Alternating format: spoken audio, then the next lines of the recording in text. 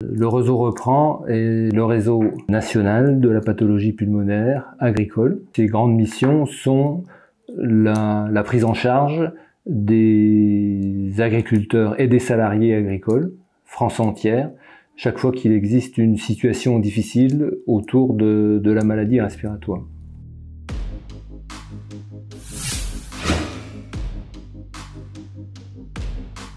Pour cette journée de formation sur les pathologies respiratoires agricoles sont présents des médecins du CHU de Besançon, des médecins pneumologues, des médecins du laboratoire de parasitologie et mycologie et des patients également, un patient qui va venir nous parler et témoigner de sa maladie et de sa prise en charge et l'aide qu'il a pu recevoir par le Reprend et la MSA.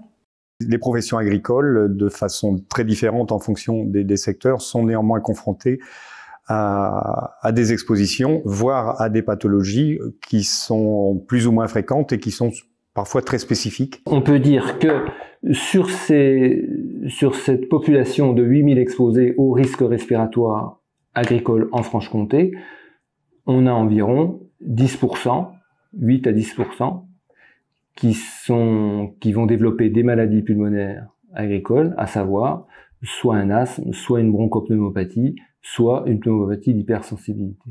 Dans la prise en charge de ces pathologies, il y a une chose qui est fondamentale pour les trois entités, donc c'est la prévention primaire et secondaire.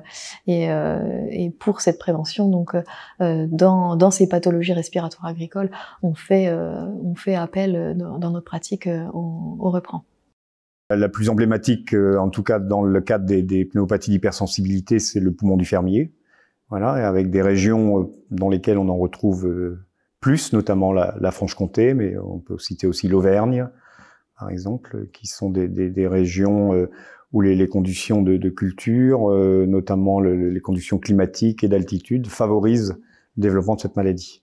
Donc je suis venu aujourd'hui pour Reprend, pour la MSA, donc pour présenter ma maladie de poumon du fermier, qu'on a décelée en 2008. Ces maladies sont d'un développement particulièrement insidieux, ou en tout cas le développement est tout à fait banal dans la symptomatologie, c'est de la toux, c'est de l'essoufflement, donc ça n'attire pas l'attention de l'agriculteur, et l'évolution étant lente, il peut se passer des années entre les premiers épisodes de toux et d'essoufflement et le moment où on a accès, où on est dans la salle d'attente du médecin généraliste.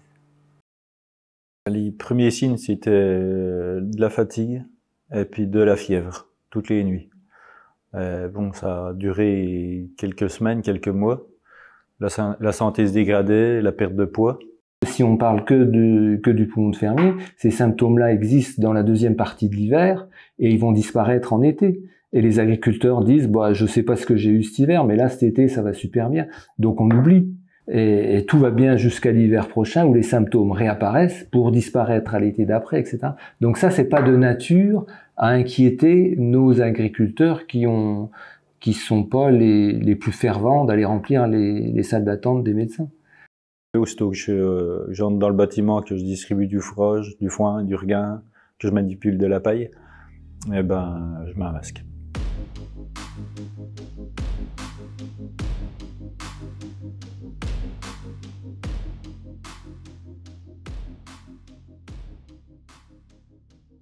Nous, à Besançon, dans le service de pneumologie, on est centre de compétences maladies rares.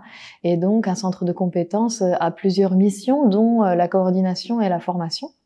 Et donc, cette journée, elle entre dans ce cadre-là. On s'efforce en tout cas de répondre à ces objectifs et ces missions du centre de compétences.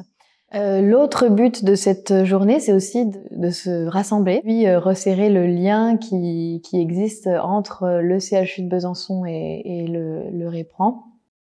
Notre fonction et nos missions, notamment à la direction de la santé sécurité au travail, est bien d'animer et d'être en lien avec, d'apporter un soutien technique, de pouvoir répondre aux besoins et coordonner l'ensemble de l'activité de santé sécurité au travail sur l'ensemble des MSA, de faire un lien aussi entre les pouvoirs publics et toute la réglementation qui tourne autour de la prévention et de la santé au travail avec nos collègues de terrain, que ce soit les conseillers en prévention, les médecins du travail et les infirmiers.